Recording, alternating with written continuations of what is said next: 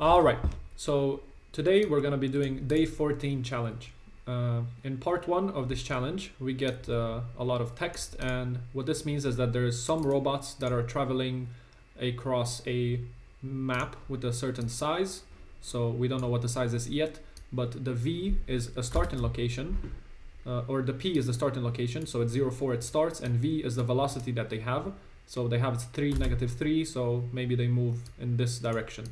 And every second they move exactly that much in exactly that direction, and when they reach an edge, then they just teleport to the other side, and then they keep going. And it's the same when they reach here, they will teleport to the other side and keep going.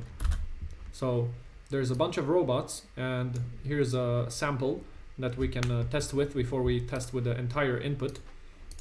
And what we have to do is to see after a certain amount of seconds, where are the robots. So if the beginning value of some sample robots is this, or if the beginning value of this is right here, so of just 2 and 4, and then it travels in this direction, where does it end up after a couple of seconds? So the first thing is that this is not just x and y coordinates. We can see that it's 0, 1, 2, but then it's not 0, 1, 2 upwards. What they do is y is actually flipped in the negative state. So it's 0, 1, 2, 3, 4. So we have to count x forwards to the right, but y we have to count downwards. So we start at the top left. Why? I don't know, but that's how they want us to solve it. I guess to just throw off a couple of people. So we can see that after one step, 2 and -3. So it means that we will go up, not down, -3. So we will go 1, 2 here, and then 1, 2, 3. And that is exactly what happens after 1 second. Then we will keep going, and then it was gonna wrap around the map and teleport, and then we're gonna keep going. So this is the example, what's going to happen to this one number. But there's several robots, so if there's 2 in the same place, we just write that there's 2, and then they still keep their individual vectors in what direction they're going. It's just that we represent it with a 2. So what we're trying to do is to see, okay, after 100 seconds, where are the robots? And when we split this down the middle, so since this is an odd amount of spaces, we can just split this down the middle. So we remove this completely. We don't care about any robots that are here, and then we split it down the middle as well. And we get 4 quadrants. What we want to do is count how many robots are here, multiply it by how many robots are here, multiply it by how many robots are here and here, and then we get the total. So in this example, there's 1 robot, 3, 4, and 1. 1, 3, 4, and 1. So we get a total of 12 when we multiply all these quadrants. So now they're asking us to take this input, and instead of whatever size grid this is, we want to have a 101 by 103 tiles grid. And they're asking us, what is the safety factor? The safety factor is calculated by multiplying how many robots there are in each grid. So to solve this, what I did first is I opened the file, and then I just defined the global constant variable wide and tall. So wide 101, tall 103. And then for each robot in the lines, because the input file gives us 1 robot per line, I want to parse it. So what I did is I split it by the space, because we see there's a space where the p value and the v value splits. Then we can split it by the comma, so we get the right side, which is the y value of p. And then on the left we will have p is equal to 40, so we have to split it again by the equal sign, and then we keep the right side, which gives us the 40. And we do the same similar thing for the v. So it's a bit I don't know, mind racking, but once you've split them all, it all makes sense. So you have to split it a bunch of times. You can of course use regex or different methods to do this, but you just slowly inch your way towards getting the right answers. And then we have to convert it to integers, of course. Then what I do is I append it to robots, so that each robot will be indexed in the robots list. Then I will make a for loop for I in the range of how many robots there are. And I've defined the Q1, Q2, Q3, and Q4 outside, which I don't know if it's entirely correct, because I've changed it in part 2, but it seems to have worked for part 1. So we're gonna see. I get the variables again, and then what we want to do is to see, okay, if we were over here to begin with, and then we're traveling in this direction, How many times? Exactly 100 times, because we want to only see what happens after 100 seconds. We actually don't have to iterate 100 times to get the result. What we can do is we can just multiply this by 100. We know by how many steps we moved, and we add it to the original amount of steps. And then this is going to be a huge number. So of course we're going to be outside the map, but we can do modulus, the wide, and modulus tall. So we can just get the remainder. And that is exactly what we want. So then we're going to be within bounds. So in this example, is if we're here and we're passing here. So if our line is all the way until here, then this remaining part is going to get teleported here and go over here. So when we do modulus, is the same thing as just pretending that the box keeps going. So this helps us out a lot. So what I've done is I've taken the velocity times 100 seconds times 100 seconds for the y as well, and then I've made it into the new px and new py variables once I've done modulus to them. Then we want to split it down the middle. So if we imagine that this is the box, we want to split it exactly down the middle.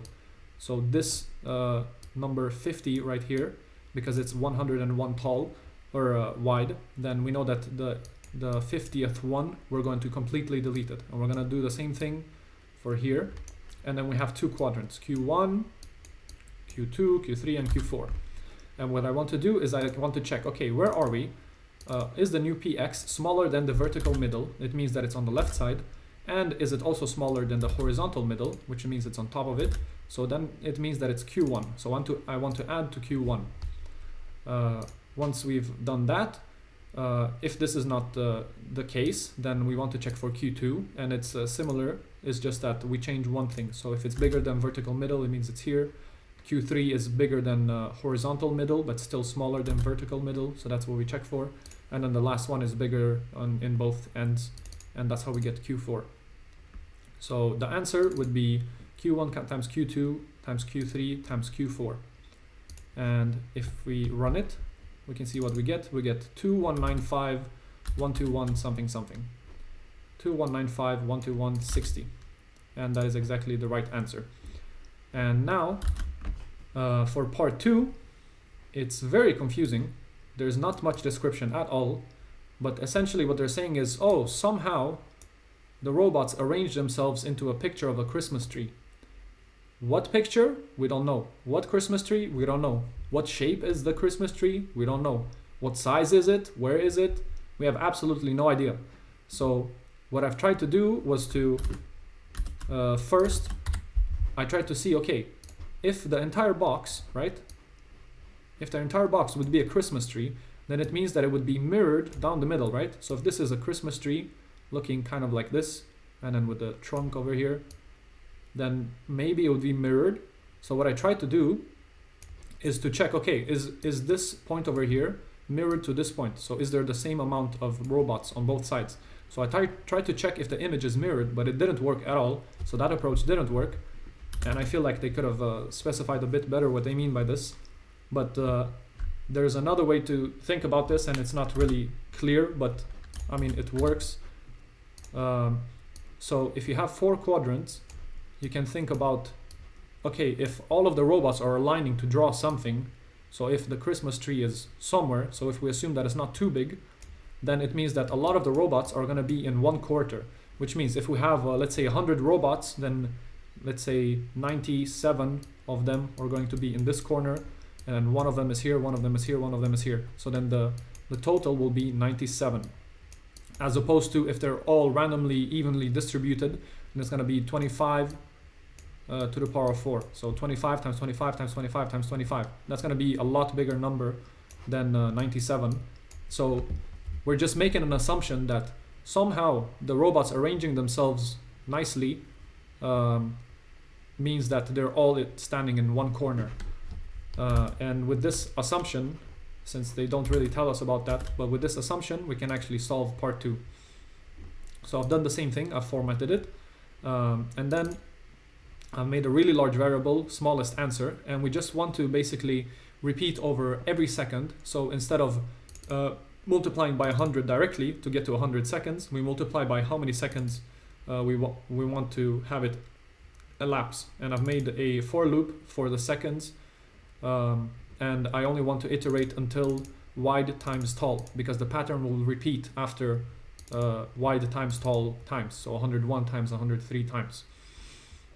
So we don't have to check outside of that range. And here we make a two-dimensional grid. So we have to say, okay, that there is a grid inside of here, and then we have to make a for loop for range in tall to create more of these grids inside it. Because if we just say, if we use a different syntax without for, then I don't know, Python is a bit weird. Then all of the rows will be sort of linked to each other. So when you update one of them, all of them update together. Took a long time to figure that one out, but it works perfectly with this. Then what we do is we go for I in range of how many robots we have. So we want to check every robot, and we do the same thing. We calculate the grid, and here I've swapped the y and x coordinates. I can just explain a bit more why here. For matplotlib. So you don't have to swap the y and x coordinates. This is just for visualization later, but it doesn't actually impact any of the answers.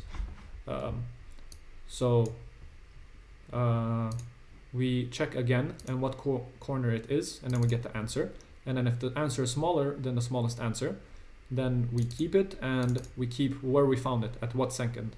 So once this runs in its entirety, until it runs out of different combinations to try, then it's going to print the smallest that it found so far, because we have to check every single iteration, and every single iteration is just wide times tall. So once we found the smallest one, we print it, and then we hope that that is the right amount of seconds. So if we run this, it takes a couple seconds because it has to iterate 10,000 something times, I think. So it takes a little bit of time. Also, I've put the queues inside here because every time that I iterate through it, if I put them outside, they will just keep increasing and increasing and increasing. And I've made a folder here to print out the matplotlib images. If I can just, so this is how it looked. Second 1, 2, 3, 4, 5, and you can see they keep getting brighter and brighter because there's more numbers in it, because I never reset it to 0. So that was a problem. But I've made this version of the part 2 without matplotlib, and we can see that we find it at 6,398 seconds. And if I run it with matplotlib, it's just going to show us the image instead of saving it. But there's also functionality to save it. That is how I got this image. So if we save the matplotlib image, we can see that, okay, here's a robot, robot, robot, and somehow they arrange themselves into this image, which is kind of close to the middle. So technically not all of them are in one corner, but apparently it's enough to make this the smallest answer when we multiply each corner together. And that is how we can find the answer. So part 2 was a bit confusing, not really explaining how we should find it, what a Christmas tree is, how it looks. But luckily we found a solution with this way of solving it, and I think it should work for most people. Now for the time complexity, let's see. So this should be, I haven't written anything now, completely forgot about it. But this should be just, we go through all the robots, we add them in the corners. So it should just be O of n, because we don't iterate through it a lot of times, just for each single robot that we find, and O of n again to format it. So the total should be O of n. Total time complexity is O of n. And then the space complexity should be the same as well. But if we look at part 2, what we have to do is we have to iterate over wide times tall. So that is another layer of complexity. So that's not really the input file, because they don't tell us in the input file how big it is, or it doesn't matter how big the input file is, we can have a different amount of wide times tall. So the size of the canvas is actually directly linked to how complex this is going to be. So it depends how many times we iterate. In this case, we could say that it's that it is 10,000 n time complexity. So not quite linear, but still linear. So yeah. And for the space complexity, it doesn't really store more than it did before. So it should be the same. Okay, and now for the leaderboard, if you guys want to join the leaderboard, I will leave the code in the description, and there's some more people that join, which is great. And yeah, thank you for watching. Happy holidays, and see you tomorrow.